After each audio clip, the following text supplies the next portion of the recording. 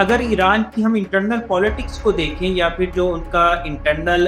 जो different groups हैं, तो मेरा नहीं ख्याल कि ईरान में इस किस्म की तकसीम जो है वो प्रैक्टिकल है या हो सकती है, क्योंकि ईरान का जो स्ट्रक्चर है वो काफ़ी डीपली रूटेड है, बिल्कुल लोकल लेवल तक मौजूद है जो उनका रेवोल्यूशनरी सेटअप है। और ईरान जो है वो अगरचे मुख्तलिफ एथनिसिटीज़ में डिवाइडेड है, लेकिन प्रीडोमिनेंट वहाँ पे या तो पर्शियंस हैं, उसके बाद अज़रीज़ हैं, और ये दोनों जो है वो प्रो स्टेट हैं और उसके साथ-साथ ये रिलीजियस भी हैं। तो इनका जो सिस्टम के साथ एक लॉयल्टी है वो मेरा ख्याल से काफ़ी हद तक स्ट्रॉन्ग है, जिसको ब्रेक करना इतना आसान नहीं है। हाँ, ये ज़रूर हो सकता है कि जिस तरीके से जो ईरान का सिस्तान का इलाका है वहाँ पे कुछ मज़हबी तंजीमें, या तो कुर्दिस्तान का इलाका है वहाँ पे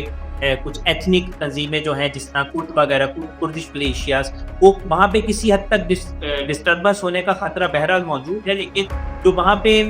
जो बसीज का निज़ाम है ईरान की रेवोल्यूशन का, उसके साथ साथ जो IRGC के वहाँ पे नेटवर्क्स हैं, तो वो मेरा नहीं ख्याल कि इतना ज़्यादा जो है वो कामयाब होगा। और दूसरी बात जो मद्देनज़र रखने की ज़रूरत है कि जहाँ पे बलूचिस्तान का मामला आए या सिस्तान का मामला आए, तो ईरान को बहरहाल पाकिस्तान की ही सपोर्ट हासिल है, क्योंकि अगर ईरानी साइड पे इंस्टेबिलिटी होगी तो उसका असर पाकिस्तानी साइड के बलूचिस्तान पे पड़ेगा। और इसी तरीके से अगर ईरानी साइड के कुर्दिश रीजन में कुछ किसी किस्म का कुछ मिलिट्री किसी किस्म की मिलिट्री एक्टिविटी होगी, तो उसका जो असर है वो तुर्की के भी कुर्दिश रीजन में होगा। तो इस हवाले से ईरान को जो है वो इलाकाई सपोर्ट मौजूद है। मज़ीद न्यूज़ अपडेट्स और डिजिटल स्टोरीज के लिए सब्सक्राइब करें डॉन न्यूज़ पाकिस्तान।